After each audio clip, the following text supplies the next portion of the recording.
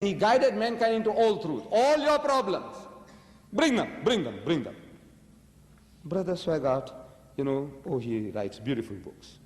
Homosexuality, Sodom and Gomorrah, pornography, alcohol, beautiful works. I recommend them to you, these books. Not all, but these books especially, I recommend them to you. Read them, very good. But there are no solutions. You see, alcohol. I dealt with it last night, I think, by the way.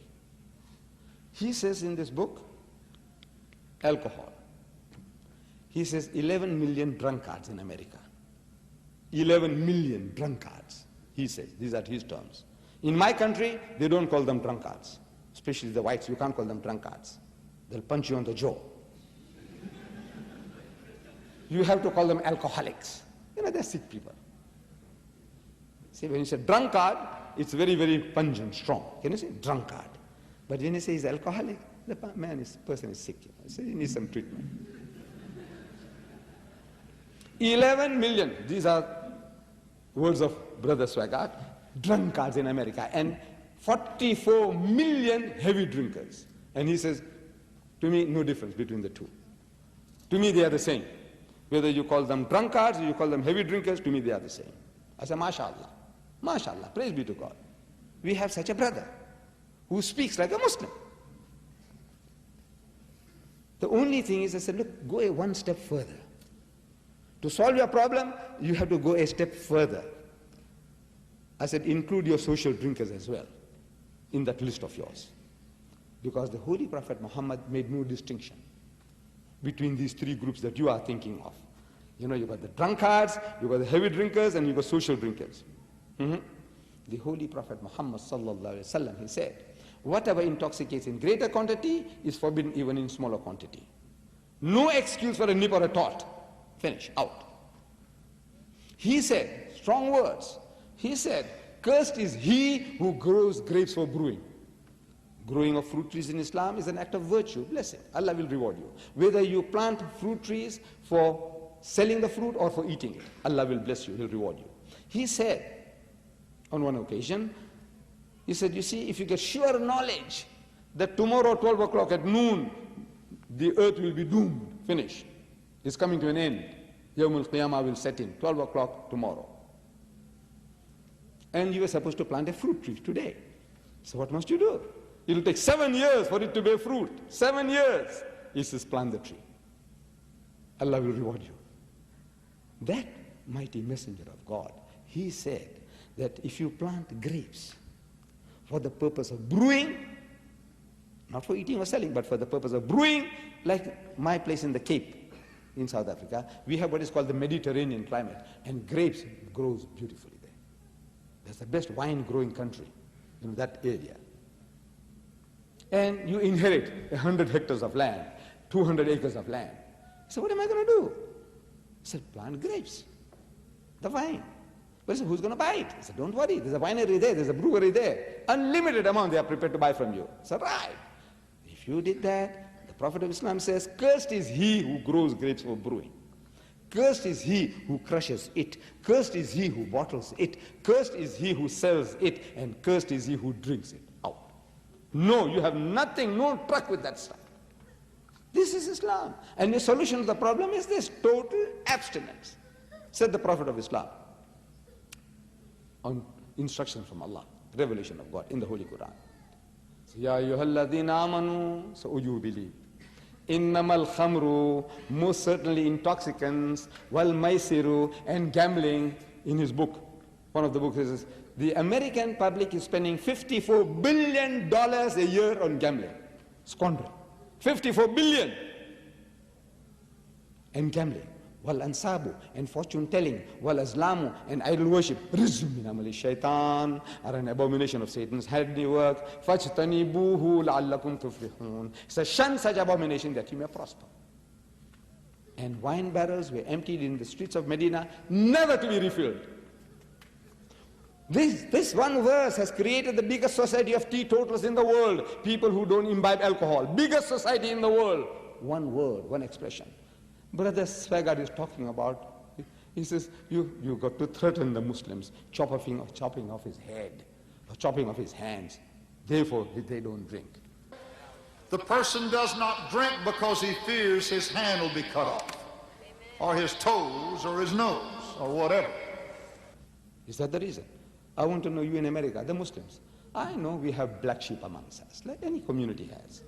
We all have. You can't say we are all angels. But what percentage of Muslims imbibe alcohol?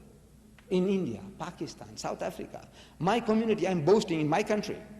Perhaps it applies everywhere where the Muslims live. I said, we Muslims have the lowest alcoholic consumption in the country. We have the lowest gambling rate in the country. We have the lowest prison rate in the country. We have the lowest divorce rate in the country. We have the lowest suicide rate in the country. And we have the highest charity rate in the country. That's what Islam has done for us. لَعَلَّهُمْ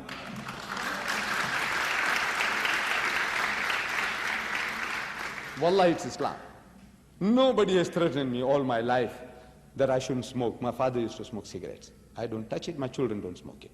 I didn't tell them one day in my life, one of the son is here with me, the other elder son is in South. I never told them one day, don't smoke. I never told them. No, I'm sorry, I beg your pardon. Out of my 6 brothers, 1 or 2, they do smoke. They do smoke. But my family, no smoking. In my life, I haven't touched that stuff. Nobody threatened me. My father didn't tell me I mustn't smoke. I don't smoke. I don't gamble. I don't date. I don't court. I don't dance. Nobody threatened me. Said, look, if you do that, you go to jail. Or if you do that, we'll chop off your head. Nobody told me that. I don't know if anybody told you that you mustn't drink, otherwise we'll chop off your head. Anybody tells you here that? Anybody controlling you? No. What does it? I said, you see, in America, you, Christian nation, mighty nation, the mightiest nation on earth, America, you introduced prohibition in the 20s. Who did it? They were your leaders, people you voted into power. In your Congress or Parliament, in your Congress, they passed law, prohibition, run the country dry. You saw the carnage, that the havoc that this stuff was creating in the nation, the harm, the losses. So the brain power of the nation, people you voted into power, they voted on your behalf, passed a law trying to run the country dry. No Arab government ever threatened them. No Muslims ever threatened them. They said, look, if you don't stop drinking, we won't supply you oil. Because there was no oil. They didn't have it. The Arabs, they had no oil to threaten them with. They said, look, if you don't stop drinking, no oil for you anymore. No. It was your nation, your brain power, and you passed the law. And you failed. You failed miserably. The mightiest nation on earth, with the backing of the government, the brain of the nation, your propaganda machinery, everything and your police force put together to try to implement prohibition, and you failed. This mighty messenger of God, in a desert country, among a barbaric people, he makes the pronouncement, and wine barrels were emptied, never to be refilled. Miracles! What miracles are you talking about? Here is a miracle. With all your miracles, you can do nothing. Your problems will increase. You have your handful. These are handful. You know, you say, born again. You know, I says, now we got the Spirit in us, and we don't touch it anymore. I says, great. I take off my hat to you. Great. And everyone who testifies, everyone without exception, will tell you that I was a drunkard. I used to smoke marijuana. We call it daha, ganja. I used to take drugs. I used to do this. I was promiscuous. I was gay. I was a sodomite. But now I don't do those things anymore. I say, congratulations to you. Congratulations. But I said, you see, something took you out of the mire, out of the dirt, out of the filth. Congratulations to you. But I said, but the system that stops you from falling into the mire is a better system any day. Prevention is always better than cure. And you are not able to cure those 55 million drunkards.